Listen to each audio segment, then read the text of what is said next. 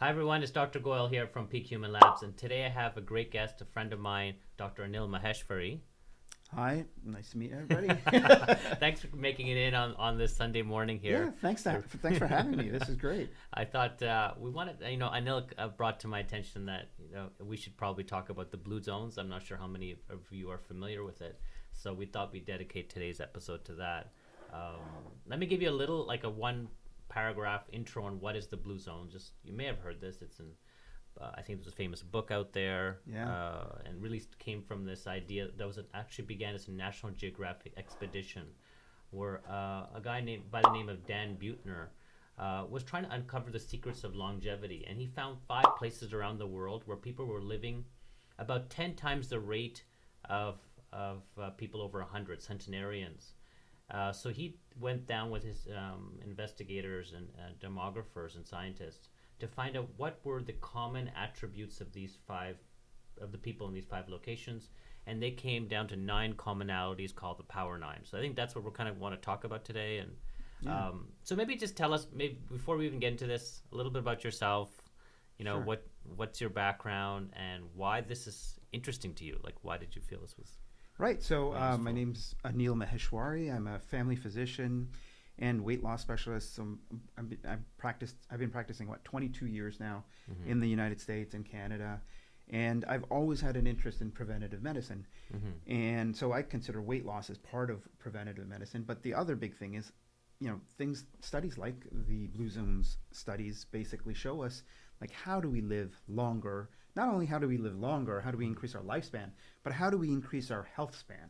And that's what I found fascinating about Dan Buettner's work. He collected data for like a couple decades. He's been there multiple times. He's written many books about it. Mm-hmm. And then recently, you may have seen the series on Netflix. Right, There's documentary or yeah, something, right? 4-part series, and it's fascinating work. But at the same time, how much of it is really applicable to us? Mm-hmm. He goes to these blue zones where they're more ancient cultures, and people are living more like we might have lived 100 years ago. Mm-hmm. But how do we apply that to our lives today? Because we're all so busy, and it's a completely different world. Yeah, I always thought that it was not really fair to kind of give us these blue zones. I can't go and live in Right. Sardinia or whatever, or Yeah. it's very difficult for me to go live in a place like that. When Yeah, several of those places we have are so mountainous, and they're mountains, like small they're villages and stuff. Like, they're what am I herding gonna? goats. I can't herd goats. I don't know about you. Yes, I thought that what lessons can we take from that, and I think Right. there are some lessons. So Yeah, maybe let's for sure. take that. That go down there. But one thing I kind of was interesting was that people kind of say how much dictated by like the environment and how much dictated by genetics. Right. And there was apparently a study called the Danish twin study, Right. and what they did was they established that about 20% of how long a person lives is dictated by our genes and about 80% by the environment. So it looks like Yeah. there's definitely a benefit. Absolutely. I mean, For the environment that's having- a great study. When they looked at the Danish twins, and one of them would live so much longer than the other one. Now, they have identical genetic material, Right. so it's obvious there's a big environmental factor here. Mhm. So that's our best guess, 2080. Who knows? It could be a little bit different, but obviously it's not all genetics. There is a lot of environment in here. I think that's what we take home from that study. Yeah, and I think the thing is that when it's environment, it's always environment intertwined with genes. So basically, I mean, our genes kind of predispose us or Right. make us susceptible to particular environmental trigger, Right. and then that gives the phenotype. So I think I mean, look the at genes may have yeah. more impact, but who knows? Absolutely. Look at obesity. Yeah. Our genes haven't changed in 200 years. Mhm. Well, thousands of years probably. They don't adapt that quickly. Mm-hmm. But the environment has completely changed. Yeah. So now we are sitting in front of screens. We're sitting in cars. We're commuting long distances. We don't have to do much manual labor anymore, and everything's changed. Mm-hmm. And so you see obesity rates in the world rising. And every time processed food and restaurants hit a new area, like India, for example, obesity rates tend to rise. Mm-hmm. It's all got to do with environment. Absolutely, the environment plays a huge role. So let's what are the 5 places you want? Let's just go through that list. What are the 5 places in the world he found these blue zones? Yeah, so there's Okinawa, Japan, Mhm. which is an island basically. There was Greece. He went to Greece, and then Loma Linda, California. To me, is the most interesting one because you think California, that's a more of a modern environment. Yeah. But yet he found that people there were living a lot longer, and so. Yeah, I find that one absolutely the most fascinating. Mm-hmm. You've got Sardinia, Italy, Mm-hmm. and the other one is Nicoya. Yeah. These Costa Rica. Costa Rica, right? Yeah, exactly. And they're fairly isolated communities for the most part, except for Loma Linda again, which is. Well, it's a very special case. We're going to talk about that because Yeah. there's very specific religious group Right. that have pretty strict Which is one of the nine. lifestyle Yeah. differences from the average Right. American. Right now, the World Health Organization says the global life expectancy for is 73 years of age, 71 for males, 76 for females. So to make it to 100, it looks like we need to really win the genetic lottery. Yes. Yes. Because with a good lifestyle, you can make it into your 90s without Right. chronic disease, but if you're going to make it to 100, there seems to be something. For sure. A little I bit forget what the extra. exact statistic is, but it's less than 1 in 1,000 people will make it to 100. Mm-hmm. And when we're talking about blue zones, we're talking about 5 to 10 time rate, but you're still talking about 5 out of 1,000. We're not talking about. It's not like 100. they're. It's Yeah, not like- they're. It's not. They're all. Yeah, exactly. Exactly. It's incremental. So you're right. I think genetics are a huge part of it. If you don't have the right genes, you're probably not going to make it there. Yeah. But no matter what, we can take some lessons. We may not need to make it to 100 to learn enough to really have a better life. And we all want to live a certain way. We don't want to have that slow decline that you kind of get ill over decades, and then by the end of it, you're in a nursing home. You want to kind of have a very, very gradual decline, and the end comes quickly. Like one day you just don't wake up. Yeah, that's what they mean by the increase in the health span versus the lifespan. Exactly. Yeah, I think that's and they feel if the centenarians, they generally remain quite healthy right up until a year before their death. Right. And then they have a rapid decline and they pass away. So, that sounds pretty much ideal. Yeah, situation. if you watch the documentary, obviously they're picking out the cases that are going to do well on camera. Yeah. But there are these 80, 90, 100-year-olds that are riding horses and farming and chopping wood with an axe. It is quite astounding what they're able to do. And when we think of 80, 90, 100-year-olds in this country, or in the Western world, let's say, you often think of them being in a nursing home and not being able to do much. You think of dementia, you think of all these kind of things. So it's fascinating to see cultures where people are able to live within the community, are still respected at a certain age, are still an active part of families.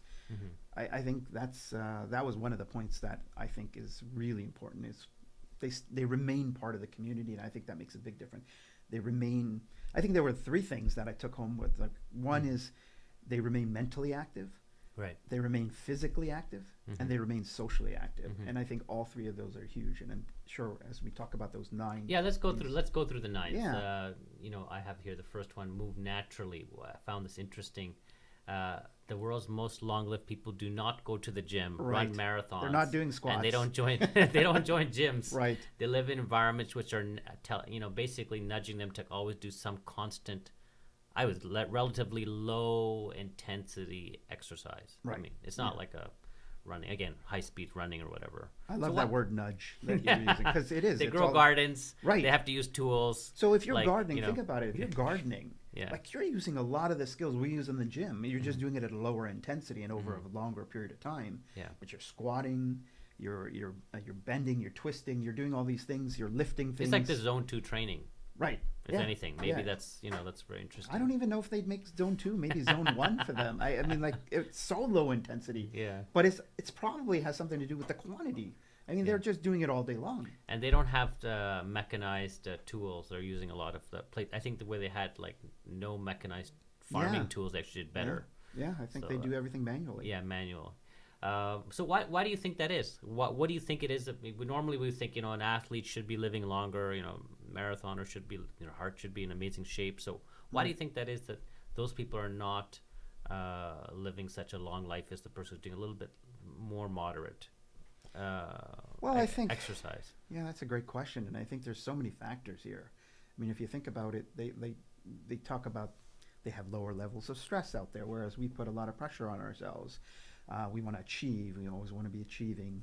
Whereas they But physical activity specific. specific to physical activity, yeah. I don't know. I don't know. Like I think when you do higher intensity activity, you're certainly prone to more risk Yeah. of physical injury, and Yeah, my thoughts are is that it's probably an inflammation issue. yeah. Like it is a stress. It's stress on the body, and probably, some stress is good, but I mean some amount of extra stress may be causing rapidly. It might be increasing aging speed. It's possible. I think it's just so hard to tease out.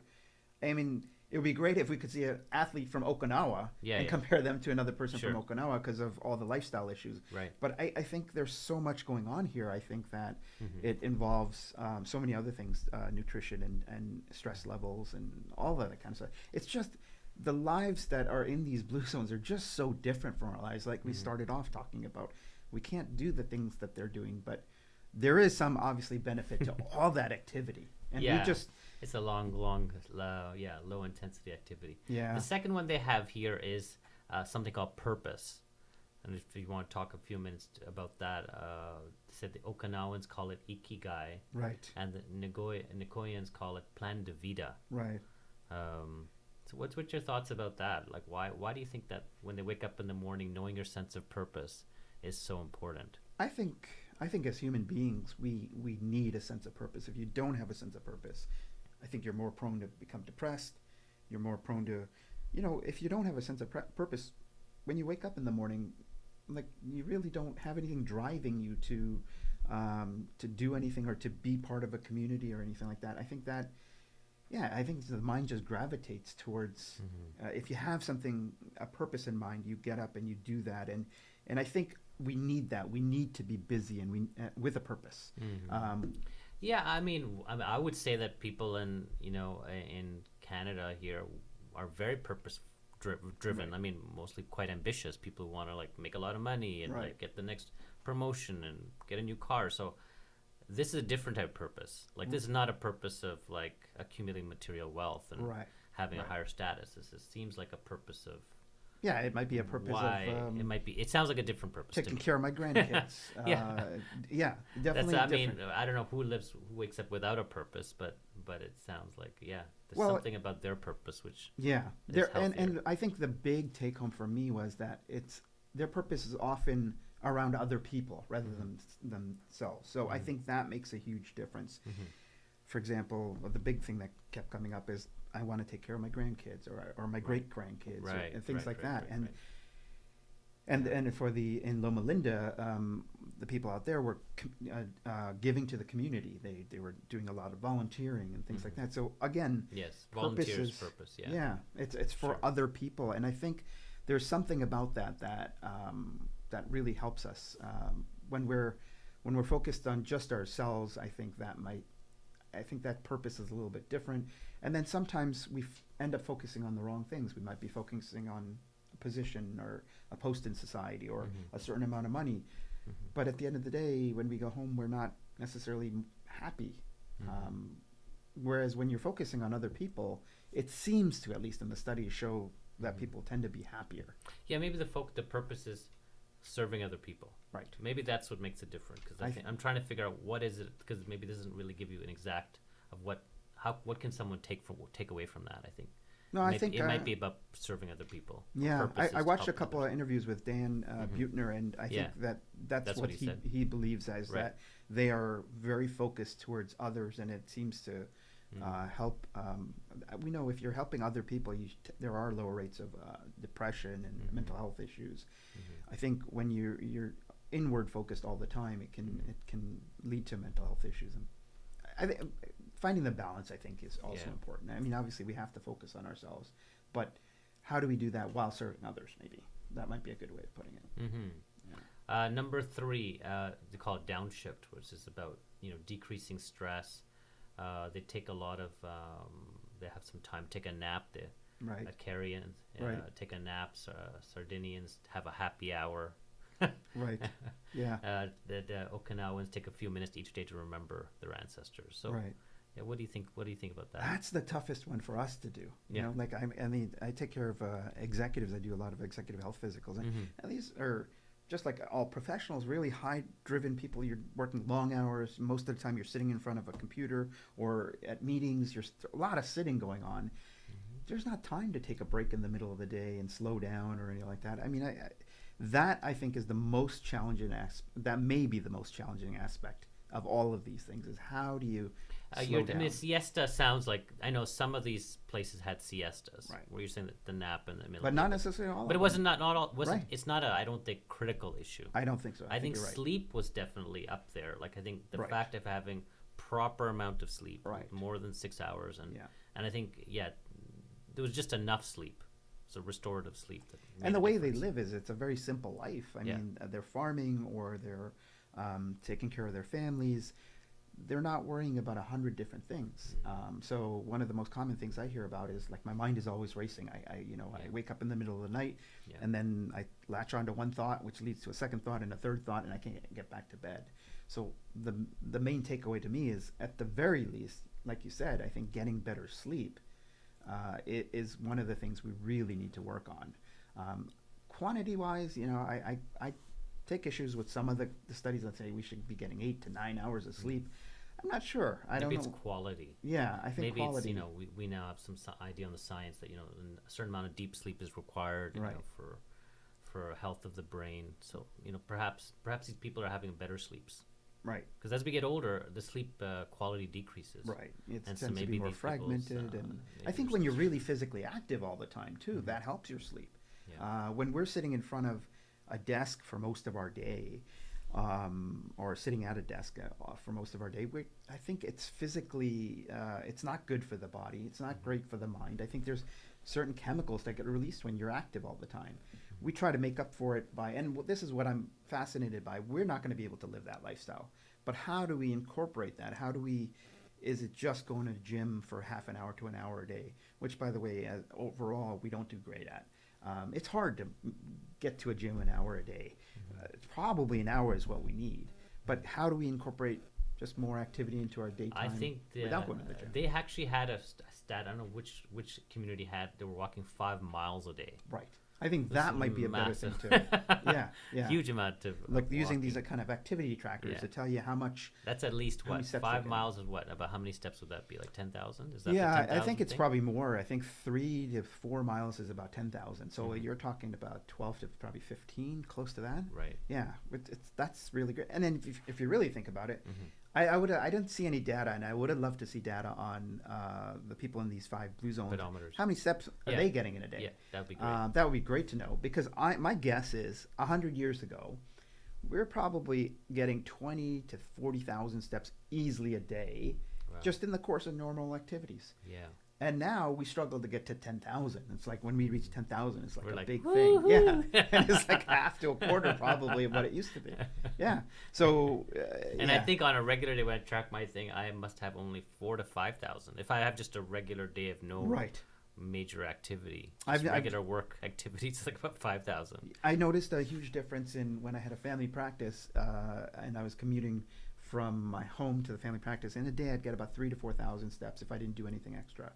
And then when I work in downtown Toronto, just built into all the commute and everything, it's double that easily. Yeah. 6 to 7,000. You're taking the subway, or what do you mean? Like I take the GO train. Right.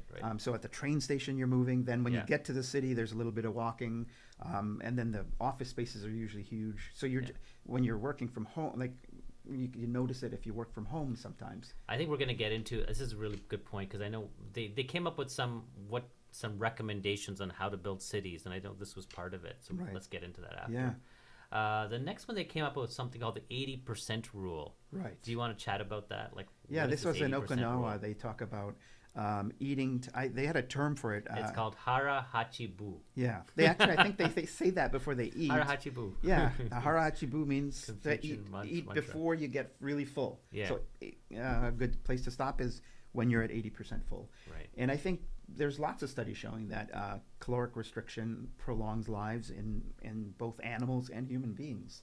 And so they do that naturally. which is great. And the one thing that I saw that was confusing in all these different locations is the diet wasn't necessarily that common. Like No. you would think, Lots of differences. yeah, you would think Mediterranean diet, lots of fish, maybe a little bit of wine and all that, but not. They didn't drink in every single location. They didn't have fish in every single location. No. As a matter of fact, some locations ate things like pork, which is completely But it was counterintuitive. a small. I mean, that pork was I think once a week, and it was about the size of Yeah, according to Dan Buettner's stuff, few it's ounce not or very something. much. Yeah, but when this amount, that's it. I've seen other stuff where other people go to these blue zones and try to find the same things he found, and they found it's interesting. They had more meat than has been talked about, and that confused me completely because I was like, wait a second, I thought plant-based diet would definitely be better. Probably is. I mean, let's face it. In the Western world, we probably don't. We don't eat enough plants. I think there's all sorts of nutritional benefits to plants, and I think, yeah, you're right. We could probably less meat. No matter even in the places where they ate the most meat, it was definitely way less than. Oh yeah, like I said, once a week. But number 5 is the plant, what they call the plant slant, or beans, including fava, black, soy, lentils, are the cornerstone of most centenarian diets. Right. And then meat, mostly pork, is eaten only 5 times per month. Serving sizes are 3 to 4 ounces, about the size of a deck of cards. So, just like you're saying, there's a trend towards a lot of plants. Right.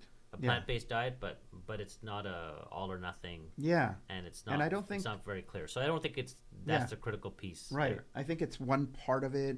I mean, there's so many parts here, but I think that, it was interesting to see how every culture approaches it a different way. Right. And then, our guidelines say, as an example, the new Canadian guidelines said alcohol, you should limit it to 2 drinks a week. That's where number there's 6 some there. cultures that are having 1 glass of wine with every meal, not with every meal, once a day. Yeah. And they're living longer than we are. So let's talk about that. Number 6 is actually wine. Right. So let's talk about specifically, because it looks like all the people in the blue zones were drinking alcohol moderately and regularly, right, except the Adventists who in California, in California who don't drink Seventh-Day at all. Adventists. Right. So the moderate drinkers outlive the non-drinkers. The trick is to drink 1 to 2 drinks per day, but not drink all 14 drinks at one time. So binge drinking is definitely doesn't work. But no. I have a number of little points I'd like to talk about this. But what's your just thought on this piece? Well, I think, like going back to the Canadian guidelines where they say you should only have 2 drinks a week. I think that's the new guidelines, by the way, right? That just came out. Yeah, they're saying that it increases cancer risk and all that if you have more than 2 drinks a week. Yeah. But there are benefits, as we see in the blue zones. They're socializing together. Now, the social aspect of having that glass of wine with your entire family, you're probably extending your life more doing that than by avoiding alcohol altogether. So it may have not been the alcohol is what I'm trying to say. Right. Like it could have been just that the alcohol was used in the social It's the way you have it. Yeah. Yeah. And the other thing they talk a lot about is that in Sardinia they drink wine. Right. A type of wine, a red wine, which is very high in flavonoids. Right. So. And they make it. It's usually homemade too. Perhaps some has some health benefits. There's definitely probably benefits to making it at home.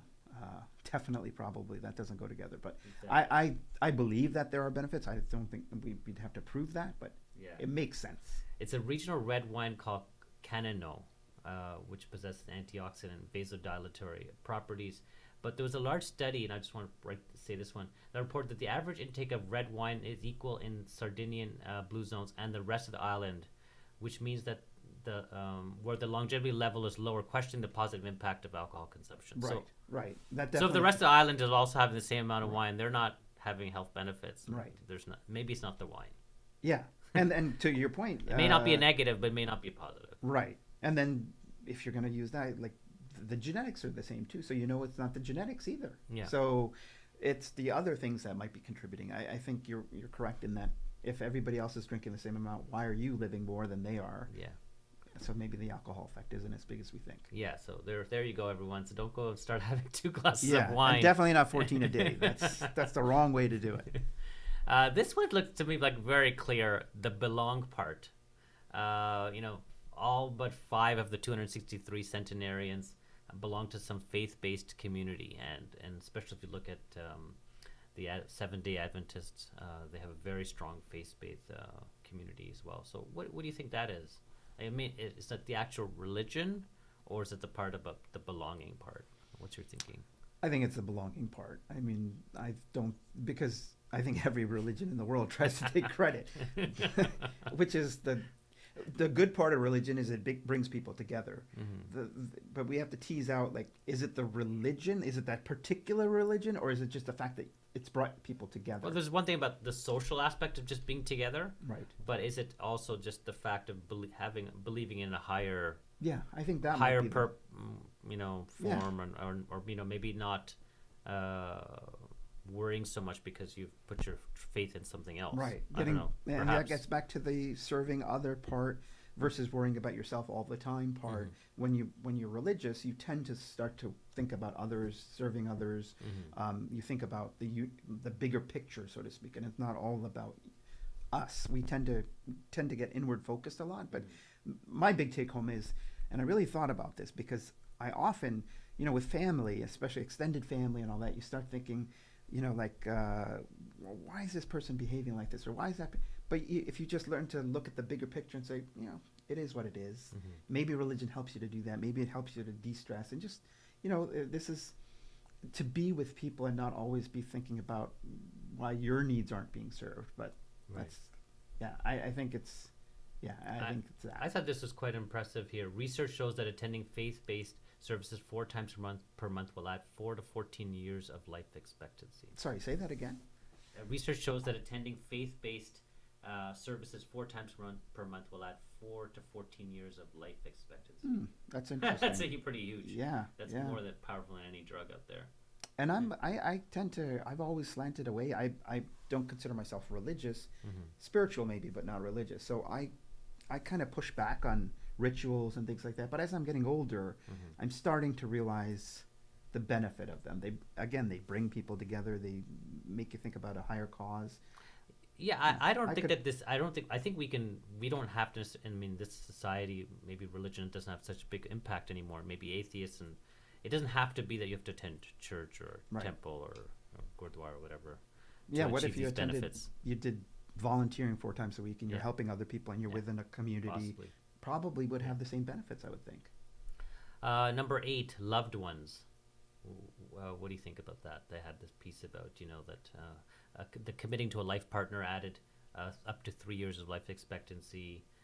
Living in a joint family with your grandchildren had a big impact. Right. Less childhood mortality with those people. What's your thoughts on that? Yeah, I think that I think there's lots of benefits to extended family, especially with a grandparent helping with the grandchildren. It goes both ways. There's a purpose for the grandparent. Right. The parents are helped because in this society almost everybody's working, and we're all busy, and so we can use that help. The grandchild gets to learn traditions and values and things from the grandparents. I think it's a win-win-win situation for sure. I think loneliness is a big killer. Oh, loneliness, yeah. And I think we saw that with COVID, like how many people's health outcome actually decreased because they were alone. Especially the elderly, because they were scared to go out. Kids were scared to visit them and bring COVID to them and all that. That was a big lesson that we learned. But if you look at it, that's something that had already started prior to COVID. We were learning more about that. I think COVID really advanced our learning, drove home the point. But there's ministers of loneliness now. Yeah, I think the UK has one. Yes. I don't know what other countries have one, but I know there's several countries that have a minister of loneliness because we know the studies show that if loneliness decreases your lifespan for sure. And so extended families are a great way to kind of combat that. And then the last one that came as Right Tribe. So they had these social circles that support healthy behaviors. Right. So because we do know that social networks are contagious for behaviors. For example, if you're socializing with a bunch of alcoholics, you're more likely to become alcoholic or smoker, same thing. Right. So I think it seems like the Okinawans have something called a Moais. I'm not sure if I'm pronouncing it right. I think a Moai or something like that. Moai, Yeah, is how I've seen Moai, which basically a group of 5 friends that are committed to each other for life. Right. Which is pretty incredible. And so they had the story that everyone is given their group at age 5. Wow. and that's our lifelong group. Right. I mean, that's pretty amazing. I think the other thing I took out, I mean, they almost talk every day, meet physically. Yeah, exactly. Yeah, they actually meet in person every day, which, you know, in today's world, in the Western world, is not going to be possible. Foreigners, like, what are you talking about? But I think it does drive home the point that you have your social circle and you have your inner social circle, and it's very important. The people that you rely on and that rely on you, you kind of have this. You talk and you like. I think women are inherently better at this. I think, as a very broad generalization, I think they tend to socialize more than men and on a daily basis. And I think that, well, we know that estrogen helps them avoid heart disease until they hit menopause. But I think the social aspect is also giving them equal benefit throughout their entire life. I think the one take-home point I took from all of this is I need to be more in touch with my inner circle, and I'm not going to be able to physically meet with them every day, but maybe a phone call. Yeah, I think like more closer friendships are probably more important than like 100 acquaintances. Especially the Instagram and the Facebook and all these. Yeah, for sure. So I know we could just go a little bit more into some of these societies. I know we kind of talked about the Okinawans and the Sardinians and their alcohol, but let's talk a little bit more about the Seventh-Day Adventists, because that's a kind of a group that's closer to us geographically, somewhat culturally similar. Right. But the big thing about them is that they're part of a religious background where they don't have any alcohol, and I think they're vegetarian. Vegan. Are they vegan? Vegan diet, yeah. And they don't drink. So that's a pretty, that's doable. That's potentially doable if that's all it is. That's different. But I think the social they're also aspect extremely they have a close social. They recognize a Sabbath. Right. They're very active into their 90s. Right. So I think they're encouraged to contribute to society, to volunteer and to do all of that. So that is another huge thing that we could possibly take away from that. Again, being physically, mentally, and socially active. Those are the three themes that I keep saying over and over again with all these societies, and that we can take away here is how do we add that to our lives? How do we stay more mentally active? How do we stay more? And I think socially active might be a big one for a lot of people. And physically active, we've talked about a little bit. The gym isn't necessarily the solution. How do you build more activity into your life? I'll give you a classic example. During COVID, I was actually driving into Toronto because traffic was gone. It was great. But I could either park in the building where I was working, or I could park further away and walk to the building I was working. And I thought, well, how am I going to build an activity into my life? Because now I'm not using the train, and I know the train gave me all these extra steps. I'm not getting those anymore. So I chose to park about a kilometer away from my building, and I would just use the underground because I'll admit I just don't like the outside, especially in the winter. I don't like cold weather, so I would just use the underground, and it was great. I could leave my coat in the car, use the underground all the way to my building. It was about a kilometer each way, so morning and evening. Even if I got no other exercise that day, I got all those steps. So consciously thinking about what you can do, and then and setting up a routine so you don't have to consciously think about it every day. You need to make it a part of your lifestyle. How do you do that? Sometimes if we can take some time, figure that out, try different things. Not everything's going to work, but you have to try different things, because if we don't do it, the environment is going to pull us to just sitting and getting 3,000 steps or less a day.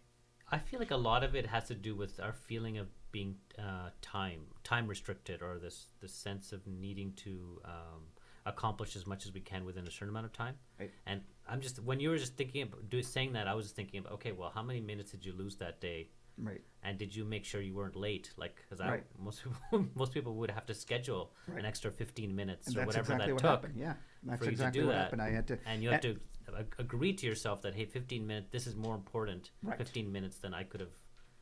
I could be doing something else. Exactly. But my thought was, okay, that walk took me about 10 minutes in the morning, 10 minutes in the evening. So that's 20 minutes.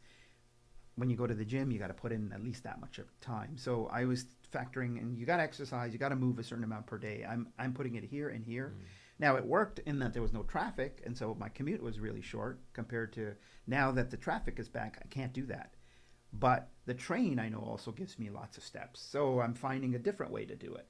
But we just have to keep that top of mind, is how do we fit activity into our day? You can either do the 10 minutes here and the 10 minutes at the end of the day, or you're going to tack on that 20 minutes at the gym.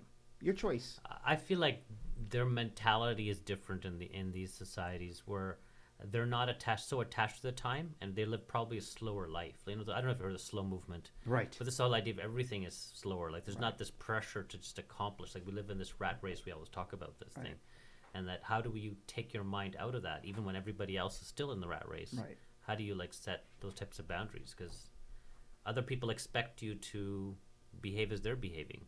Yeah, yeah. I You know, think that's I feel like that's the harder one. Yes, we could take 10 minutes here and there, but I think how do you- learning it's- we have to learn to say no a little bit more, yeah. especially to the, 80% of our results come from 20% of our activities. This is like people talk about this all the time. Right.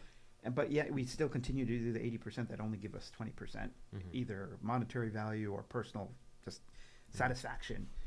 We need to cut back on those 80% and focus on the 20%. And, like, I think there's also a little bit of, I don't want to disappoint other people. I don't want to, and maybe that's where being a little bit more selfish might be a good thing. So being selfish in that way so that you can contribute to others in a different way is better than just saying yes to things that you might not be the best person for. I think it's hard for us to say that we're just going to cut back on everything and have a totally laid back lifestyle. I don't think I could do that. I don't think you could do that. I think we enjoy Yeah, I feel like it's almost like they have to design these societies. Like it's like it's very hard to ask one person to make these changes when Right. when the whole society hasn't changed. But Yeah. what they showed was that 90% of these people lived within 5 miles of their home, and most everything happened within that 5 miles. Right. They weren't commuting, 50 miles or 30 miles. Like Try doing that in Canada. Yeah, yeah. So it's very difficult, Right, right? Like yeah. the groceries are in one place, and their work was all within a certain area. Yeah. So I think that's, and they also found that there were a lot of these evidence-based design tweaks that they could kind of build into the city, Right. so that everything was close together. School, work, church, restaurants Yeah. were all kind of moved so that put together, and so people would have to eat less and move more. Right. So I think that's really what's kind of needed.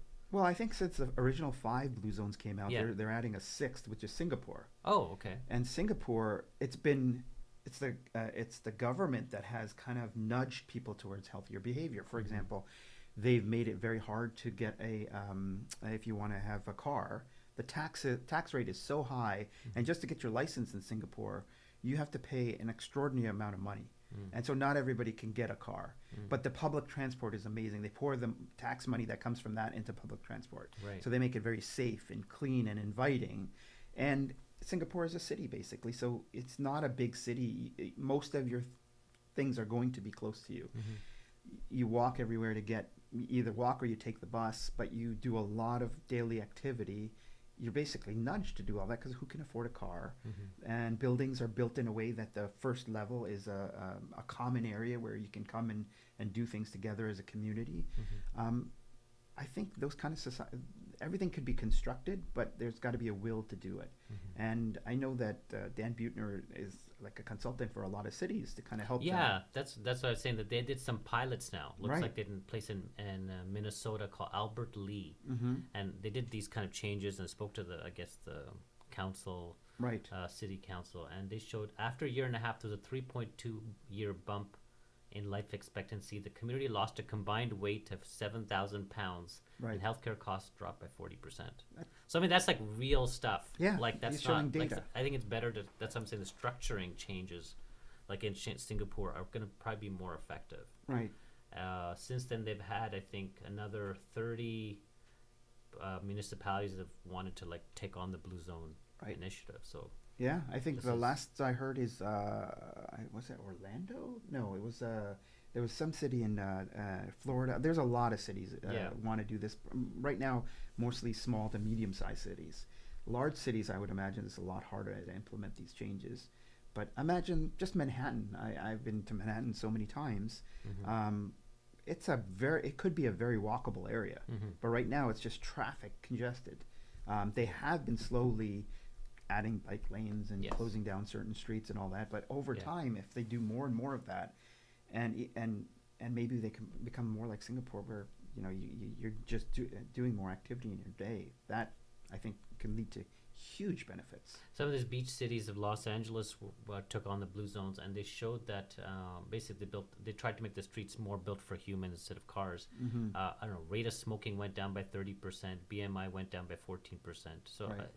And there's even, I think Dan Buettner mentions that if you have more than 3 fast food restaurants within a certain radius, the obesity rate actually climbs. Right. And if you can keep it to 3 or fewer, then that's one way of quickly dropping things. So we're never gonna say you can't have soda, you can't have this.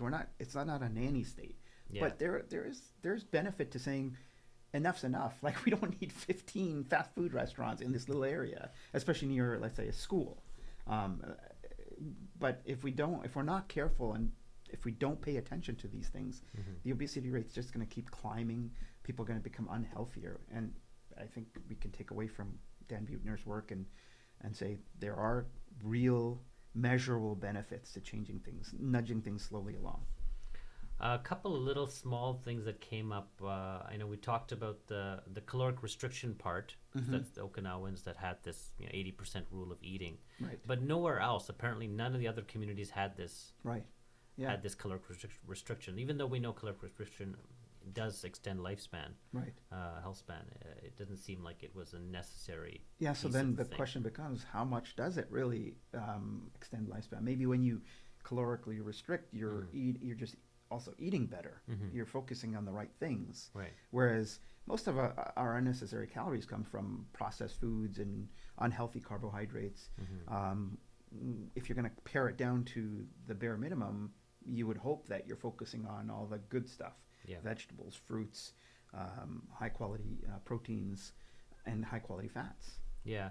There's apparently even this Okinawans diet contains some specific types of food molecules that may have some longevity benefits as well, like certain types of seaweed, I assume, and I also heard, I was at Okinawa or one of the other blue zones, where certain kinds of tubers are really seem to have some beneficial properties. So instead of, it was Okinawa, as a matter of fact, Right. one of the tubers was the base of their the carbohydrate part of the diet, rather than white rice, which is on the rest of Japan. And they think that might be contributing also to their longevity. Fish intake. There's research that show that long-term consumption of fish leads to lower levels of depression, probably because of EPA. There's no doubt. I'm convinced. I mean, if you eat the fatty fish, you've got omega-3s, and if you can increase your omega-3s, decrease your omega-6s, I think omega-6s tend to lead to inflammation. Omega-3s are anti-inflammatory. I'm convinced that is a healthier way to go for sure. We always talk about the Mediterranean diet, olive oil. I guess Sardinians had this, high rate of olive oil use, and it looks like there was a study where they looked at there was a 40% decrease in those who were not using olive oil exclusively versus those who were using olive oil exclusively. So it looks like the olive oil does seem to have some benefit in reducing heart disease. Right, yeah, and that goes along with the Mediterranean diet. But it was interesting that I think that they still use a lot less than we use here. So total oil, right? Is that what you mean? Right, we might use olive oil, but then we use a larger amount of it, and then we still have the other oils and everything. They use olive oil; they use a smaller amount because they're eating less anyway, and then they're not really adding necessarily all the other oils, and so it's a double benefit. It's a limited amount of oil. There's definitely a difference with fresh olive oil. I don't know if you've ever smelt oil that's just been made right off the tree. Right. It has a very strong smell. So I wonder if there's a bunch of these antioxidants and flavonoids as well. I wouldn't doubt it. Gone by the time they reach our grocery store shelf. And a lot of these communities are farming themselves, so even the vegetables they're getting right from their backyard or from their farm, rather than being shipped from somewhere and then certain pesticides being used and things like that. So there's so many factors here, but I'm sure fresh produce is again better than stored produce, or that takes days to weeks to get to you. Probably days and weeks for produce would not be a good thing. If your produce is lasting weeks, there's another problem. Right. They mentioned another thing called Greek coffee. That this in Icaria decreased the risk of coronary vascular disease. seems to have all these flavonoids and vitamins, B3, magnesium, potassium, Right. and may have some impact on the endothelial function of people. And that's where I think we get too much into minutia. I mean, with coffee, we keep going back and forth. Oh, it's good for you. No, it's not. Stop But drinking fresh coffee is supposed to have like huge amounts of antioxidants. Yeah. The problem is people are not having fresh coffee. Right. They're not like grinding the. First of all, you got to roast that bean Right. in your house, and then you got to like right away. You got to get like right grind on it. that. You got to grind that bean up. We should to grow get the those- coffee bean. Yeah. Then we should grind the coffee bean. So basically, Yeah. don't line up at Tim Hortons. What we're saying. It's not. And gonna certainly don't get a double, right? Yeah. Like once you put in all that fat and sugar in there, Right. well, now you probably negated not only all the benefits, but you've gone into the negative with that. Yeah. Yeah. But one thing that I thought didn't really make sense was that the high rates of smokers, Right. and especially I think the Greek and Italians, Right. is almost 50% of Icarians had been smokers with an average age of smoking cessation at 60 years of age. So 7% were active smokers. So I mean, this is way beyond what happens in Canada. I think we're the prevalence right now, we're like down to 10 or 11%. Right.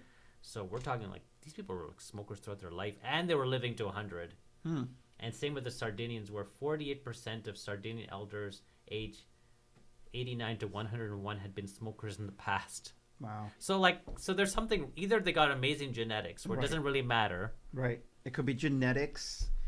The other thing I'd want to know is what kind of cigarettes. Are they rolling their own cigarettes? Good Are there point. other additives?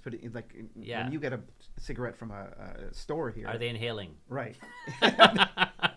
Yes. But that's a really good Like point. Bill Clinton, he never inhaled, so maybe they're not inhaling. But I think that's a really good point. I mean, we do know that there's obviously problems with smoking and the health benefits, but why is it they didn't have a bigger That effect is here? fascinating. That's- And how much of the other things in their life, like you said, the foods that Counteracted that. yeah, have all these chemicals that might be protecting them. All that physical activity, is that also protecting them? But it is counterintuitive that you can smoke and live that long. So we're certainly not recommending that. No, we're not recommending. And this thing about vaping. Could you imagine if someone Vaping. came away with this and said, they told me to drink 14 drinks and smoke. That's what I got out of this. That would be horrible. I'll make sure to write it out. Kids, don't try this at home. They talked about vaping that switching to vaping had no health benefits. There's a study out there, but I'll put the link in the notes, that the tobacco smokers who switched to vaping had no health benefits. What do you Interesting. This was which study was this? It's called Campagna et al. I'll have to again put the Okay. link in there. I guess they were looking at, is really tobacco the issue? Is tobacco smoking the issue, or This is if something you got else. rid to vaping, would that have improvement? It looks like it didn't have improvement. Oh, So, interesting. interesting. I wonder what other chemicals are in the vaping, Yeah. and what other chemicals are in the smoking, Yeah. and in the blue zones, are those chemicals not there? And yeah, interesting. Yeah, because they're probably just rolling their own cigarettes and Yeah, fresh cigarettes. I don't know what's going on. fresh cigarettes. That's a term I haven't heard before. Let's chat last little bit on genetics. So, I mean, we talked about that 20% is genetics, and these Right. people obviously are blessed somehow. Right. The key I guess genes are, one is the ApoE2 Right. gene, which seems to be protective against Alzheimer's Yeah. and cardiovascular disease. Right.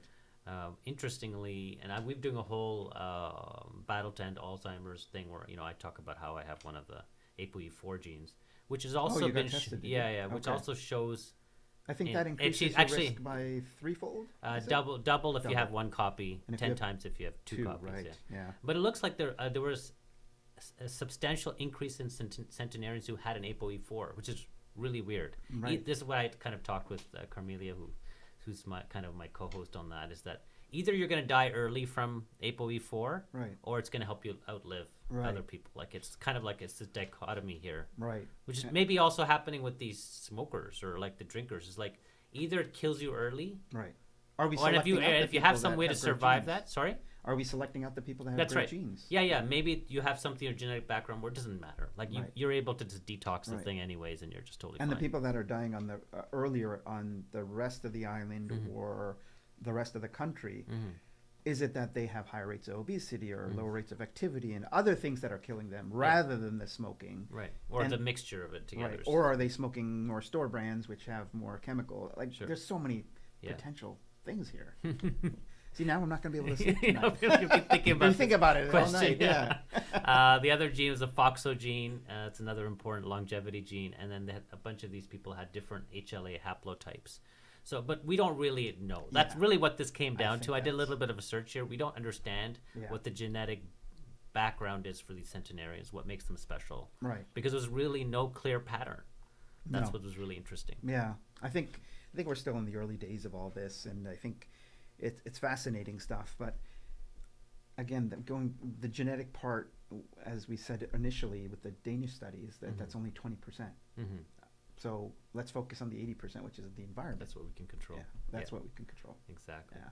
Well, I hope this is great for our listeners. I think we went through quite a bit of what was the research out there, and I think it's rapidly evolving. Oh, for sure. Like they're adding more cities, and I think they're hopefully doing more studies to try to tease out what are all the actual, what are these actual aspects. Right. My wonder, I think I kind of wonder a little bit, is that really did they search the whole world for these communities? How did they come upon these 5?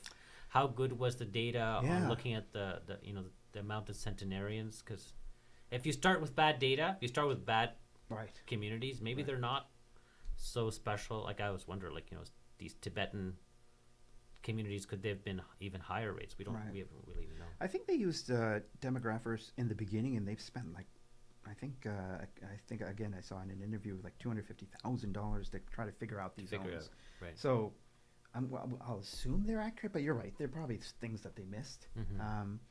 Maybe could they go look at the Aboriginals and what's their lifespan like? It'd be interesting to see. I think some of these. Yeah, I don't know what that is. Hunter-gatherer tribes and so on. But anyways, I hope that was great. For everyone, if you enjoyed it, please subscribe on our YouTube channel. Send us some comments. We're on Instagram as well, and then please support us with our Peak Rewards membership plan. This is not it's not a financially remunerative endeavor. We're just doing this because we just love providing you information. So support us. Anyways, thanks so much Anil for coming in. Yeah, no problem. We'd love you to come back in again. Yeah, I'd love to do a deep dive on alcohol use. Right. And I know we want to talk about weight loss. And that's some lots of things we could talk about. Absolutely, love to come back. Yeah, great to be here. Thanks for having me. Okay, All talk right. soon. Okay. Goodbye.